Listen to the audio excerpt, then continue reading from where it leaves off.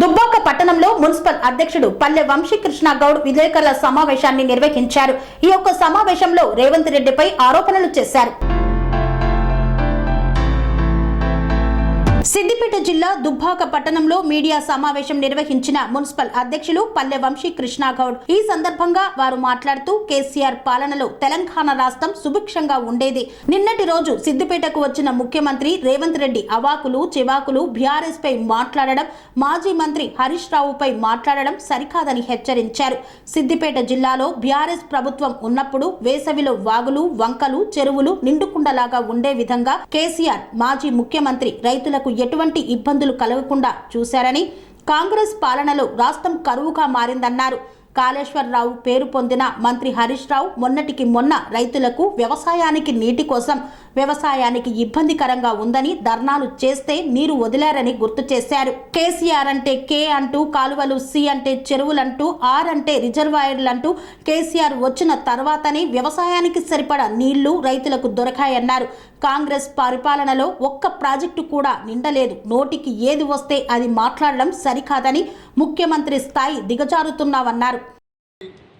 తెలంగాణ ముఖ్యమంత్రి రేవంత్ రెడ్డి గారికి మతి భ్రమించి మాట్లాడుతూ తెలంగాణ ప్రాంతంలో సిద్దిపేటలో చూసి అభివృద్ధిని చూసి ఓర్వలేక, సిద్దిపేట జిల్లా అభివృద్ధిని చూసి ఓర్వలేక నోటికొచ్చినట్టు తెలంగాణ ప్రాంత రైతులకు నోట్ల మట్టి కొట్టే విధంగా మాట్లాడుతున్నాడు. కాళేశ్వరం ప్రాజెక్టులో భాగంగా ఉన్నటువంటి ఈ ప్రాంతంలో నిర్మించినటువంటి మల్లన్న సాగర్ కావచ్చు, రంగనాయక సాగర్ కావచ్చు, కొండపోచమ్మ సాగర్ కావచ్చు, ఆ ప్రాంత మనోభావాలకు వ్యతిరేకంగా ఈరోజు సస్యశ్యామలంగా మార్చినటువంటి ఆ ప్రాజెక్టులకు వ్యతిరేకంగా మాట్లాడుతున్నాడు. ఈరోజు ఆయన అర్థం చేసుకోవాలి, హైదరాబాద్కు నీళ్లు లేకపోతే అదే మల్లన్న సాగర్ నుంచి పైప్లలో తీసుకుపోయి హైదరాబాద్లో నీళ్ల కోసం దహార్తి తీర్చేందుకు ఉపయోగపడే మల్లన్న సాగర్ను కానీ, రంగనాయక సాగర్ను కానీ, ఈ ప్రాంత ప్రాజెక్టులను కానీ ఆయన అవహేళన చేస్తూ మాట్లాడుతున్నాడు. ఇంకో మాట మాట్లాడుతున్నాడు, హరీష్ రావు గురించి మాట్లాడుతున్నారు. హరీష్ రావు గురించి మాట్లాడితే మీరు ఆకాశంకి ఉమ్మినట్టే, సూర్యుని మీద ఉమ్మినట్టే అని చెప్పి ఈ సందర్భంగా తెలియజేస్తున్నాం. ఎందుకంటే 24 గంటల్లో 20 గంటలు కూడా పేద ప్రజల కోసం పనిచేస్తున్నటువంటి ఏకైక నాయకుడు భారతదేశంలో ఆయన తన్నీరు హరీష్ రావు గారు. 20 గంటల అహర్నిశం ఎన్నికలున్నా లేకున్నా ప్రజల మధ్యనే గడుపుతూ ప్రజల సమస్యలు తీర్చే విధంగా పనిచేస్తున్నటువంటి వ్యక్తి తన్నీరు హరీష్ రావు గారు. దేశంలోకెల్లా రికార్డు మెజార్టీతో 1,00,000కు పైగా ఓట్ల మెజార్టీతో గెలిచినటువంటి ఏకైక నాయకుడు తన్నీరు హరీష్ రావు గారు. అంతేకాదు ఆయన గురించి మాట్లాడితే సిద్దిపేటగా ఏ ప్రాంతం మీది ఎక్కడి నుంచి వచ్చినావు అని అంటున్నాడు. నువ్వు ఎక్కడున్నావు? కొడంగల్లో ఓడిపోతే మల్కాయిగిరిలో పోటీ చేసి మళ్ళా ఇవాళ కొడంగల్ పోయి గెలవలేదా? ప్రాంతాల మధ్య చిచ్చుపెట్టే విధంగా వెంకటరామారెడ్డి గారు కూడా ఈ ప్రాంతం కాదని చెప్తున్నాడు. ప్రాంతాలు కాదు, ప్రజాస్వామ్యాన్ని గౌరవించు, ఎక్కడి నుంచి ఎవరైనా పోటీ చేయొచ్చనే విషయాన్ని గుర్తుంచుకోని ఈ సందర్భంగా తెలియజేస్తున్నాం. కరువు అనే విధంగా తయారైంది. కేసీఆర్ పాలనలో సుభిక్షంగా ఉన్నటువంటి తెలంగాణ సిద్దిపేట జిల్లా కాంగ్రెస్ పాలనలో కరువు ప్రాంతంగా ఎడారిగా మార్చే పరిస్థితి జరిగింది. కాళేశ్వరరావుగా పేరున్నటువంటి తన్నీరు హరీష్ రావు గారు ఈరోజు సిద్దిపేట జిల్లాలో సస్యశ్యామలంగా మార్చే విధంగా ఈ ప్రాంతానికి నీళ్లు తీసుకొచ్చిండు.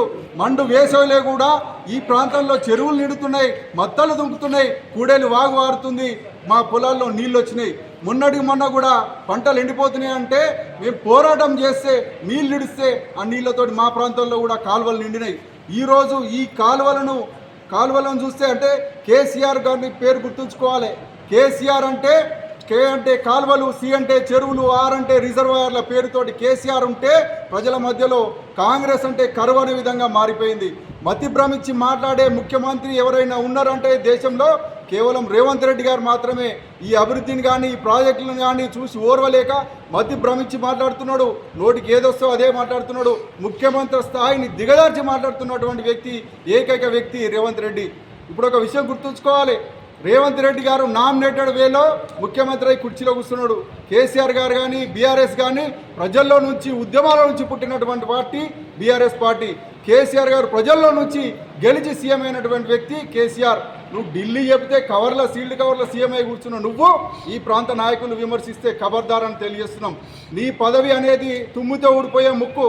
పొద్దున్న లేచి అందరూ దేవుళ్ళ మొక్తారు, ముస్లింలు అయితే అల్లా మొక్తారు, క్రిస్టియన్లు అయితే జీసస్ని మొక్తారు. కానీ రేవంత్ రెడ్డి మాత్రం పొద్దున్న లేస్తే ఇవాళ నా పదవి ఉందా లేదా అని చెప్పేసి ఉత్తమ్ కుమార్ రెడ్డికో, లేకపోతే పొంగిరెడ్డికో, లేకపోతే భట్టికో, ఇంకొకరికో, లేకపోతే బయటకు వచ్చి సోనియా గాంధీకో, రాహుల్ గాంధీకో మొక్కుతేనే ఆయన బయటకు వస్తే ఇవాళ పదవి ఉండే పరిస్థితి ఉంది. లాయిస్టానే ఉండే ఆయన పరిస్థితి లేకపోతే గాంభీర్యంగా ఎవరో ప్రభుత్వాలు కూలగొడతారు, ఖబర్దారులని ఇదే అని అదని డైవర్ట్లు చేసి డైవర్ట్ రాజకీయాలు చేస్తున్నాడు. ఈ సందర్భంగా గుర్తుంచుకోవాలి, కాంగ్రెస్ పార్టీ పరిపాలన 3 రోజుల్లో 3 నెలలనే ప్రజలందరికీ ముక్కులకు వచ్చింది. కరువు కనిపిస్తున్నది. చెప్పిన హామీలు ఎవ్వి కూడా నెరవేర్చలేదు. సౌభాగ్యలక్ష్మి అంటే 2,500 ఇంటింటికి ఇస్తాను ఇవ్వలేదు. 500 సిలిండర్ కూడా ఎవరికి పూర్తిగా అందుతలేదు. నువ్వు ఇచ్చే కరెంట్ బిల్లు కూడా అది అందరికీ కూడా అందరి పరిస్థితే ఉన్నది. రుణమాఫీ అంటున్నావు, ఛాలెంజ్లు చేస్తున్నావు. ఆ ఛాలెంజ్ల వరకు కూడా నేను నమ్మే పరిస్థితి లేదు. ఈ రకంగా ఏ రకమైన హామీలు కూడా నువ్వు నెరవేర్చలేదు. ఇంకా పూర్తి స్థాయిలో 6 గ్యారంటీలను 6 గ్యారంటీల 6 36 గ్యారంటీలు ఉన్నాయి. అది కాకుండా ఉన్నటువంటి 420 హామీలు ఉన్నాయి. ఇవన్నీ నెరవేర్చి నువ్వు ప్రజలను ఓట్లు అడగాలి. ఆ ప్రజలను మర్చిపోయే విధంగా ఉండాలని చెప్పేసి ఈ ప్రాంతానికి వచ్చి మా ప్రాంత నాయకులను విమర్శిస్తే ఊకునే లేదని తెలియజేస్తున్నాం. అంతేకాకుండా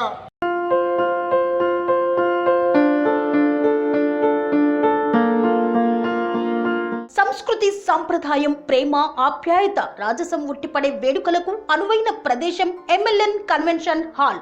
కని విని ఎరుగని రీతిలో జరిగే మీ ఇంటి కళ్యాణ వైభోగానికి అందమైన కళ్యాణ వేదిక ఎంఎల్ఎన్ కన్వెన్షన్ హాల్.